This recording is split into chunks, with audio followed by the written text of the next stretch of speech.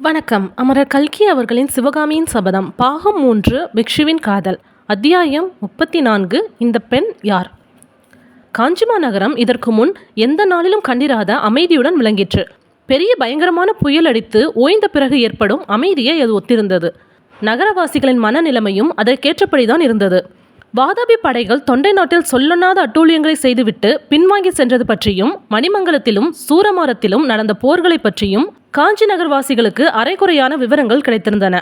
மகேந்திர பல்லவ சக்கரவர்த்தி மணிமங்கலம் போர்க்களத்தில் அடைந்த காயங்களினால் யமனுலகை எட்டி பார்த்து கொண்டிருப்பதும், அவரை பிழைப்பிக்க அரண்மனை வைத்தியர்கள் பிரம்ம பிரயத்தனம் செய்து கொண்டிருப்பதும் காஞ்சி மக்களுக்கு தெரிந்திருந்தபடியால் எந்த நிமிஷத்திலும் அவர்கள் சக்கரவர்த்தி காலமானார் என்ற துக்க செய்தியை எதிர்பார்த்து கொண்டிருந்தார்கள்.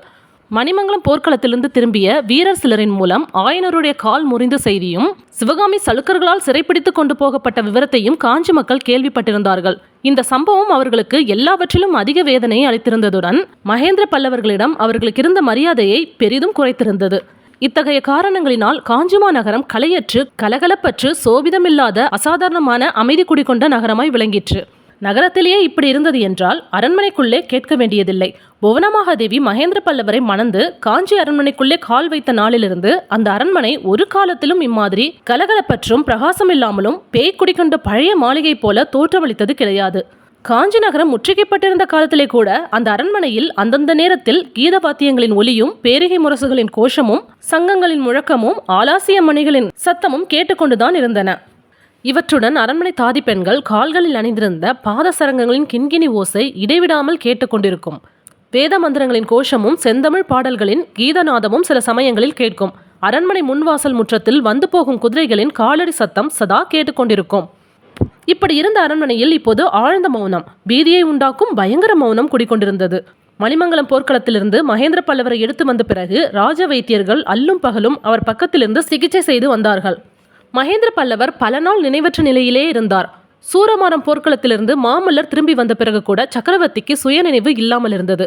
அப்புறம் கொஞ்சம் கொஞ்சமாக கண் விழித்து பார்க்கவும், தம் எதிரிலுள்ளவர்களை தெரிந்து கொள்ளவும் ஆரம்பித்தார். இனிமேல் சக்கரவர்த்தி பிழைத்துக் கொள்வார் என்றும், ஆனால் இன்னும் சில காலம் அவரை கவனமுடன் பார்த்து கொள்ள வேண்டும் என்றும் வைத்தியர்கள் சொன்னார்கள். மாமல்லரை பார்க்கும் போதெல்லாம் மகேந்திரருக்கு உணர்ச்சி அதிகமாகி பேசுவதற்கு முயன்றபடியால் மாமல்லர் தந்தையிடம் அதிகமாக பேசாமல் இருப்பதே நல்லதென்று அபிப்பிராயப்பட்டார்கள். இதனால் மாமல்லரின் மனவேதனையும் அமைதி குலைவும் அதிகமாயின. அவர் மனமிட்டு பேசுவதற்கு அரண்மனையில் யாரும் இல்லை. தளபதி பரஞ்சோதியோ சேனைகளை அழைத்து கொண்டு கோட்டைக்கு வெளியே சென்று வாதாபி படையால் ஹிம்சிக்கப்பட்ட கிராமவாசிகளுக்கு உதவி செய்வதில் ஈடுபட்டிருந்தார்.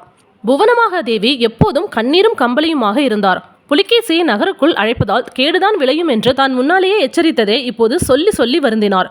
அதோடு பாண்டியராஜ குமாரியை மனம் முடிக்காதது எவ்வளவு தவறு என்பதையும் அடிக்கடி குறிப்பிட்டார். இந்த பேச்சு மாமல்லரின் காதில் நாராசமாக விழுந்தது. நாளாக ஆக மாமல்லருக்கு சிவகாமியை பற்றி யாருன்னாவது மனதை திறந்து பேசாவிட்டால் இருதயம் வெடித்துவிடும் போலிருந்தது. அப்படி பேசக்கூடியவர்கள் யார் இருக்கிறார்கள்? ஆயனர் ஒருவர்தான். அவர்தான் சிவகாமியை பற்றி தாம் பேசுவதை ஒத்த உள்ளத்துடன் கேட்கக்கூடியவர். மேலும் அவருடைய உடல்நிலையை பற்றியும் தெரிந்து கொள்ள வேண்டும் அல்லவா?